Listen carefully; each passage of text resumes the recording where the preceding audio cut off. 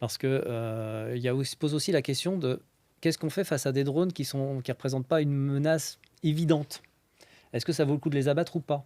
Mmh. Parce que finalement, ce qu'on a vu, c'est que le seul dégât qui a été provoqué, c'est finalement par un missile antiaérien qui a loupé sa cible et qui a atterri sur une maison. Oui. Et c'est le côté paradoxal.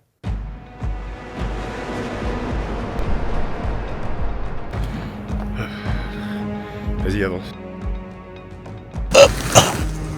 Pour montrer où on est dans un... You want to give your Okay, okay, okay. Qu'est-ce qu'on va faire? Alors on va visiter un village. Qui sort de ce tube de 152 mm.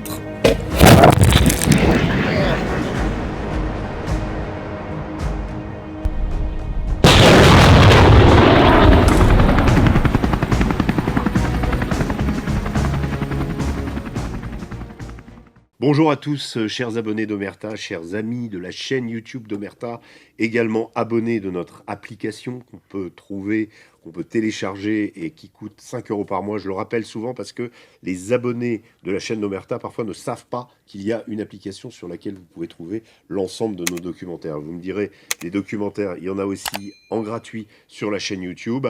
Vous avez pu en voir un certain nombre, notre dernier justement, sur le Congo, les mines de sang, qu'on a réalisé cet été et qui est paru en septembre, qui est toujours disponible gratuitement sur la chaîne YouTube. Mais il faut savoir qu'à côté, il y a énormément de contenu sur l'application, donc allez-y.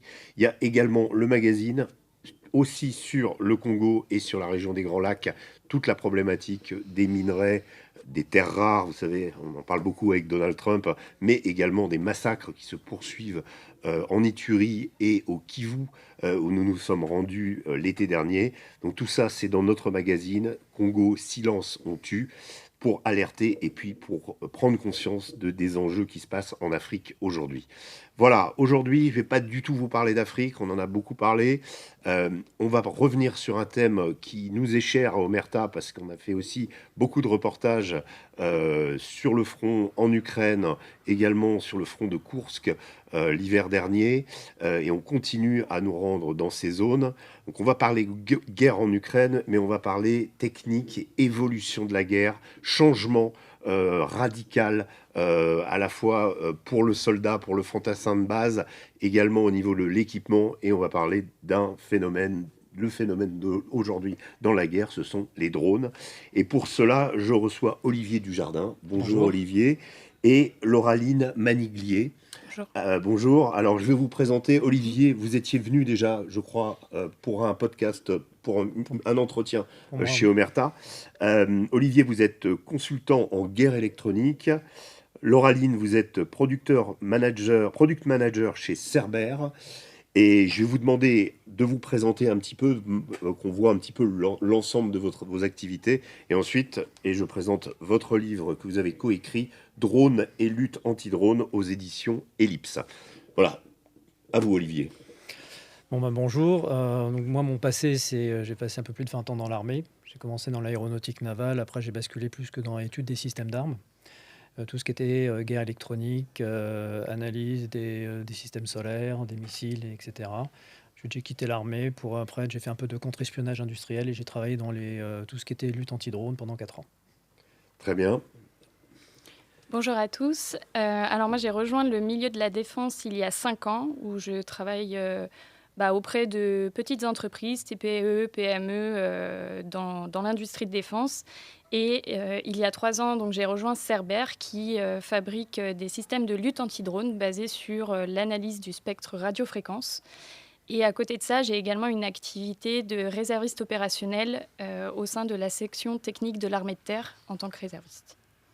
Très bien. Alors, ma première question, elle est toute simple. Quand j'ai eu votre livre, j'ai vu que vous avez une préface qui a été écrite par le général Bruno Baratz, qui est commandant aujourd'hui du combat futur. C'est quelqu'un qui a eu une grande partie de sa carrière au premier RPIMA, qui a été à la pointe, on va dire, de l'évolution de l'armée. Maintenant, j'ai une question très précise vis-à-vis des drones. Est-ce que l'armée française, aujourd'hui, a vraiment pris conscience de l'importance des drones? Et sommes-nous toujours en retard? Parce que je me souviens que quand je couvrais Barkhane, on avait des drones à Niamey, qui étaient des Reapers que nous avions achetés aux Américains, qui n'étaient pas armés au début, qui ont fini par l'être. Et on en avait 3 ou 4. Aujourd'hui, il y a eu 4 millions de drones qui ont été produits en Ukraine ou utilisés en Ukraine l'année dernière. Est-ce que l'armée française est à la page? Alors, à la page, il faut différencier le raisonnement et le matériel qui peut être livré. Donc au niveau raisonnement, au niveau des états-majors et tout ça, oui, il y a un gros travail qui est fait et la guerre en Ukraine est évidemment énormément suivie. Maintenant, on ne va pas se mentir qu'au niveau des livraisons ou au niveau de l'appropriation matérielle, là, il y a encore du retard pour des raisons budgétaires, mais aussi pour une raison assez simple qui fait que la guerre en Ukraine montre une grande évolution des drones à un rythme très extrêmement rapide. Donc est-ce qu'il est pertinent de s'équiper d'un seul coup de 100 000 drones, d'un seul coup qui risquent d'être périmés dans quelques mois? En fait, c'est une réflexion aussi de fond. Par contre, il faut se doter d'outils qui nous permettent, le jour venu, d'être capable de produire et d'avoir en quantité les drones dont on a besoin. Si la France, comme c'est souvent suggéré, participe d'une force d'interposition pacifique, enfin en cas de processus, dans le cadre du processus de paix, les soldats français aujourd'hui ont-ils un entraînement suffisant pour faire face justement à cette menace des drones qui est devenue l'obsession principale des soldats, que ce soit russes ou ukrainiens, sur le front en Ukraine? Alors, suffisant, peut-être pas. En revanche, l'armée se met en ordre de marche pour former les régiments. Nous, au sein de Cerbère, on travaille avec beaucoup de régiments qui commencent à intégrer les drones dans les centres d'entraînement pour différentes missions. Donc, ça commence à arriver. Maintenant, c'est pas pour tous les régiments. Aujourd'hui, il y a également l'école des drones qui s'est créée récemment au sein des armées, donc pour former les futurs pilotes de drones, pour les aider à appréhender mieux ces outils et en même temps les contre-mesures pour lutter contre. Parce qu'il y a toujours ce ratio à avoir entre les deux. Donc voilà, aujourd'hui, ils se mettent en ordre de marche pour intégrer ça dans les unités, mais les unités ne sont pas suffisamment entraînées. On n'est pas encore tout à fait au point. Est-ce qu'on peut dire qu'aujourd'hui en France, il y a des unités de dronistes ou est-ce que c'est des éléments qui reçoivent une formation au sein d'une unité? On n'est pas encore arrivé à la forme ukrainienne qui est peut-être la plus parachevée. Alors en fait, ça va dépendre des régiments. Pour l'instant, il y a des régiments qui essaient d'appréhender les drones à leur manière. Donc on va créer une petite cellule et tout ça. Il n'y a pas encore... du regard extérieur que je peux avoir, je ne vois pas encore de quelque chose d'uniformisé, une organisation uniformisée. Quelque part, ils se cherchent encore, ce qui est un peu logique aussi, parce qu'après tout, il faut expérimenter, il faut essayer, savoir si c'est mieux d'avoir des unités spécialisées, est-ce que c'est se répartir dans toutes les unités, est-ce que tout le monde doit être un peu formé. Je pense qu'il y a beaucoup de travail d'essai-erreur encore à faire pour appréhender au mieux cet outil. Oui. Juste pour compléter, au-delà de ça, ce qu'on voit aujourd'hui, c'est que oui, il y a les unités spécialisées qui ont pris en compte la lutte anti-drone parce qu'elles avaient déjà l'expertise sur tout ce qui était système de guerre électronique. Maintenant, ce qu'on remarque aussi, c'est que la lutte anti-drone, aujourd'hui, la protection devient distribuée à travers toutes les forces. Et en fait, c'est plus l'apanage des unités spécialisées. Aujourd'hui, on a besoin de protection de masse et donc que toutes les unités, entre guillemets, soient formées au drone ou en tout cas à la connaissance du drone pour derrière, en fonction des missions, toujours appréhender cette menace-là ou la déployer. Aujourd'hui, c'est plus uniquement l'artillerie, par exemple, qui avait les défenses solaires. OK, ils vont intégrer la lutte anti-drone, mais la lutte anti-drone, ça ne sera pas uniquement pour l'artillerie. Les fantassins qui sont sur le terrain, qui seront embarqués dans des véhicules, leurs véhicules aussi auront des systèmes de lutte anti-drone pour tout ce qui est survivabilité des équipes, survivabilité du matériel. Donc en fait, aujourd'hui, c'est très distribué. Est-ce qu'on peut dire que l'armée française aussi, de façon très concrète, est-ce que chaque soldat, par exemple, dispose d'un beeper qui détecte le drone, comme les soldats russes ou les soldats ukrainiens, par exemple, à l'heure actuelle? Si une unité de l'armée française est déployée dans une zone de guerre, est-ce qu'ils ont ça avec eux? Est-ce qu'ils ont maîtrise d'usage, par exemple? Alors aujourd'hui, non, c'est pas le cas. En revanche, c'est leurs besoins. Aujourd'hui, les Unity nous demandent beaucoup de petits systèmes, une miniaturisation des systèmes pour justement avoir ce côté masse et équiper un maximum d'unités. Après, il faut voir en fonction de quel est le réel besoin. Est-ce que c'est protéger une personne ou est-ce que c'est protéger un convoi, par exemple? Ça ne sera pas forcément les mêmes systèmes. Aujourd'hui, ils n'ont pas forcément de système unitaire, comme on peut le voir dans le conflit russo-ukrainien. En revanche, c'est recherché. Et après, ce qu'il faut voir aussi, c'est que c'est bien d'avoir des petits systèmes embarqués sur chaque personne, mais techniquement, il y a des contraintes qui arrivent derrière. C'est qu'en termes de fréquence, plus le système est petit, moins on aura de bandes de fréquences couvertes. Ça va être des problématiques de cet ordre-là. Donc après, ce qu'il faut bien évaluer, c'est le rapport efficacité-coût, mais aussi risque en face, parce que aller au front avec de petits systèmes, oui, mais il faut bien connaître la menace pour être sûr que ce petit système et la technologie qu'il y a dedans va vraiment s'adapter par rapport à la menace qu'il y a en face. Et aujourd'hui, c'est ce qu'on disait tout à l'heure, l'évolution du conflit, elle va très vite. Donc ça peut être bien de s'équiper des petits systèmes comme ça qui ne vont pas coûter pas cher. Mais ça va être considéré comme du consommable parce qu'il va falloir les faire évoluer très vite. Il va y avoir des rétrofits à faire côté industriel parce que quand on voit aujourd'hui le conflit ukrainien, les drones changent très rapidement de fréquence. Il y a des sauts de fréquence, de nouvelles bandes qui s'ouvrent et tout ça. Et un système qui est formaté sur deux ou trois bandes de fréquence, aujourd'hui, devient obsolète trop rapidement. Alors, je voudrais votre avis sur le rapport du drone et de l'arme blindée. Est-ce que la France, aujourd'hui, avec ses véhicules, adopte déjà alors bon, évidemment des systèmes de brouillage, etc. On imagine que tout ça c'est à l'étude, mais on a vu les Russes tout récemment là revenir avec des actions mécanisées, mais avec de l'infanterie en arrière, c'est-à-dire que ils ont eu beaucoup de pertes de blindés, notamment à Zaporozhye, je crois hier ou avant-hier.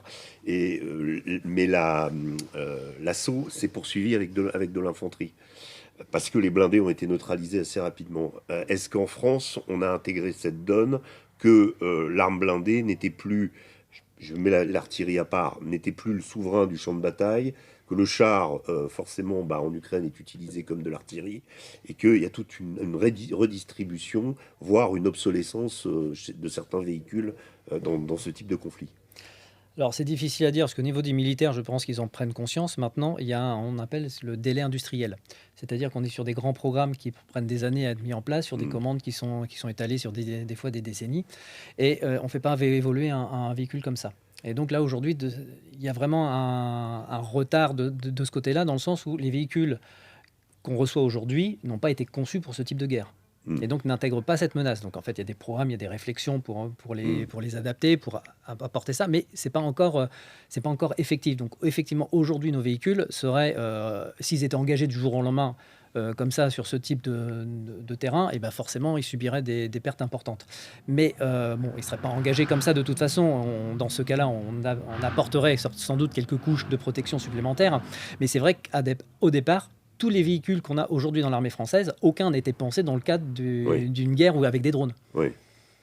Est-ce qu'on peut dire que maintenant, sur le conflit actuellement en Ukraine, l'Ukraine a eu le lead sur la question des drones pendant très longtemps, notamment en position de défense. Est-ce que finalement, ça a aidé l'Ukraine à combler, selon vous, son déficit de soldats et son manque de réserve? Est-ce que l'intervention des drones a été décisive pour maintenir le front en Ukraine, selon vous? Alors oui, incontestablement. Déjà, il faut se rendre compte que quand c'est une armée qui est en défense et qui subit une attaque, donc qui est potentiellement moins forte, c'est elle qui est amenée à évoluer le plus vite. Parce que forcément, c'est une question de survie. Celui qui est en position de force, lui, il ne cherche pas à évoluer, puisqu'il est déjà en position de force, il cherche juste à maintenir sa position. Donc c'est forcément le défenseur et celui qui subit le plus qui cherche à évoluer. Et dans les drones, et à travers les drones, ils ont trouvé un moyen tout à fait efficace de contrer la force blindée russe. Et ça, c'était une vraie surprise pour les Russes. Néanmoins, les Russes ont appris, ils se sont appropriés la technologie et ils se sont appropriés aussi les techniques. Et après, eux-mêmes ont évolué.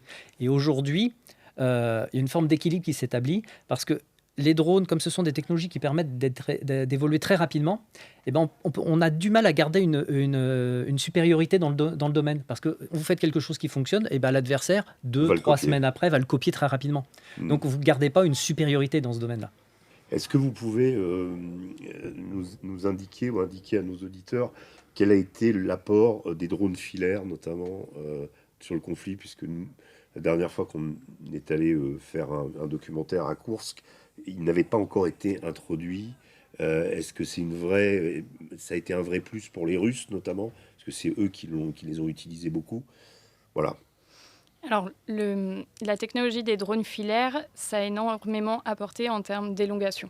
Parce que forcément, quand on a un drone qui bénéficie d'une connectivité en continu, on peut avoir des distances beaucoup plus importantes. Maintenant, ça a aussi apporté des contraintes parce que le drone filaire ne peut pas être mis en œuvre dans n'importe quel environnement. Aujourd'hui, il y a le drone. Il faut savoir piloter un drone qui est équipé d'une charge filaire.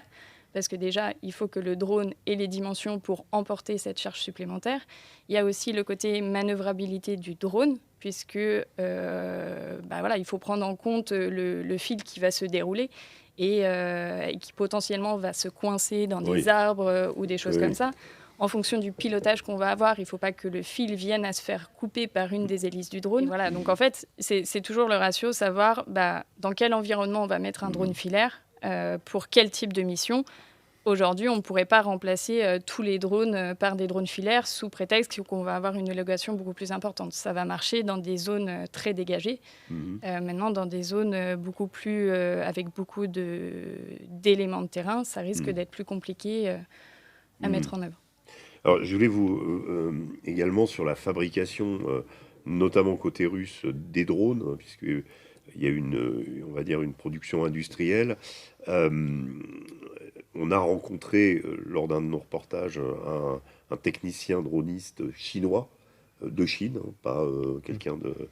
Est-ce que vous estimez, moi j'ai lu quelques articles, notamment sur la capacité de donner ces câbles qui font les drones filaires, est-ce que la Chine a joué un rôle considérable d'aide à la Russie? On dit souvent qu'elle n'aide pas directement au conflit, mais là, indirectement, il semble que son apport a été assez considérable, non?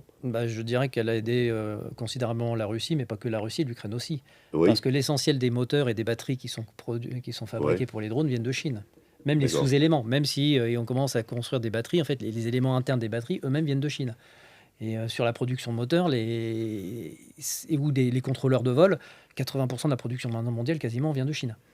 Ok. Et les deux adversaires, et nous-mêmes, au final, nous sommes directement ou indirectement par des sous-éléments dépendants des Chinois.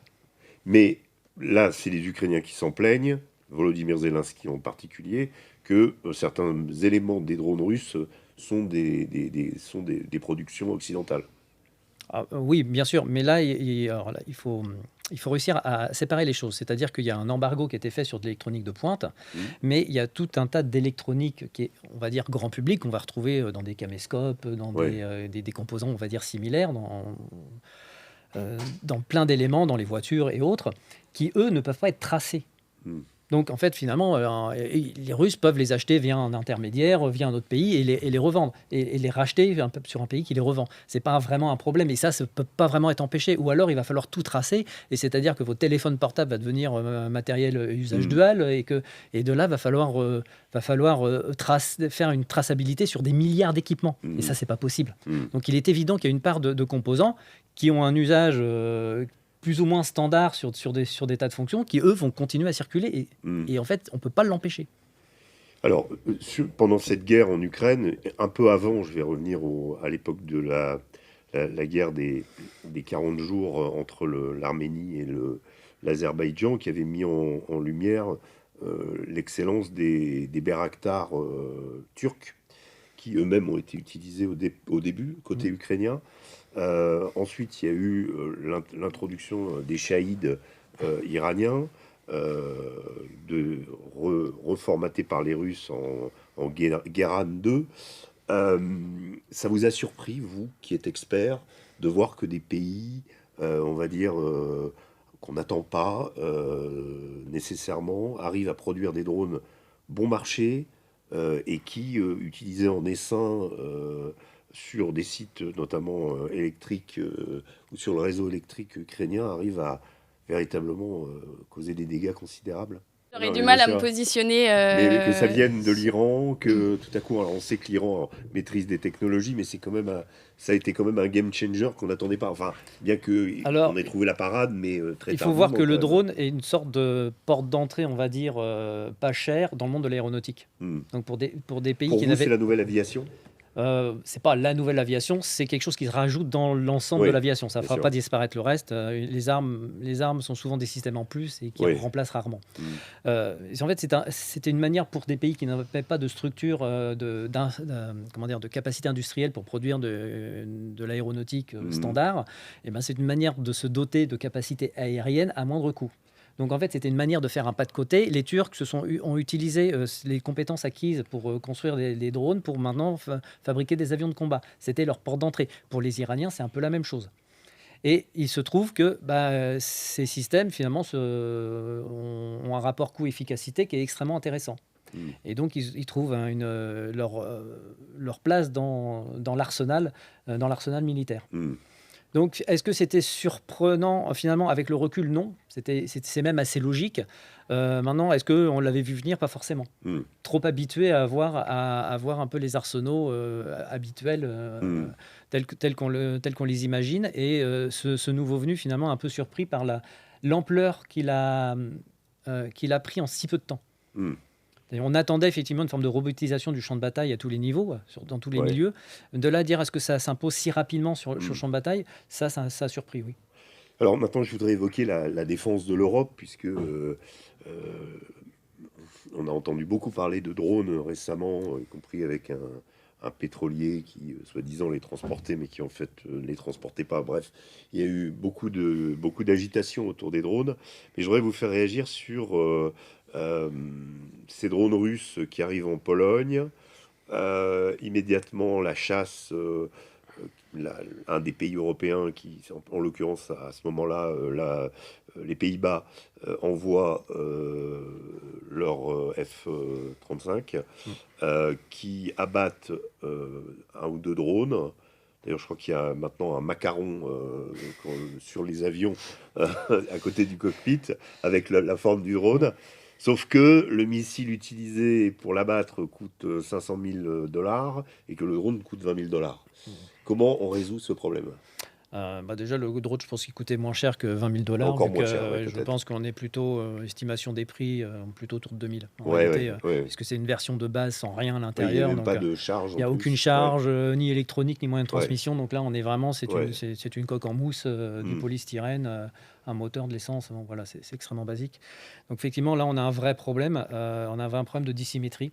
Donc ça, il va falloir trouver la parade. Elle n'est pas évidente. Parce que se pose aussi la question de qu'est-ce qu'on fait face à des drones qui ne représentent pas une menace évidente? Est-ce que ça vaut le coup de les abattre ou pas? Parce que finalement, ce qu'on a vu, c'est que le seul dégât qui a été provoqué, c'est finalement par un missile antiaérien qui a loupé sa cible et qui a atterri sur une maison. Oui. Et c'est le côté paradoxal. Pour autant, est-ce qu'on doit laisser des drones comme ça, non identifiés, passer sans réagir? Donc là, c'est pas évident parce qu'il y a le côté est-ce que la réponse est crédible par rapport à la menace ou est-ce qu'elle paraît disproportionnée par rapport à la menace et dans ces cas-là, finalement, c'est le défenseur qui est perdant puisqu'on a dépensé beaucoup d'argent, beaucoup de moyens pour quelque chose qui coûte quasiment rien. Laisser faire, c'est aussi une marque de faiblesse.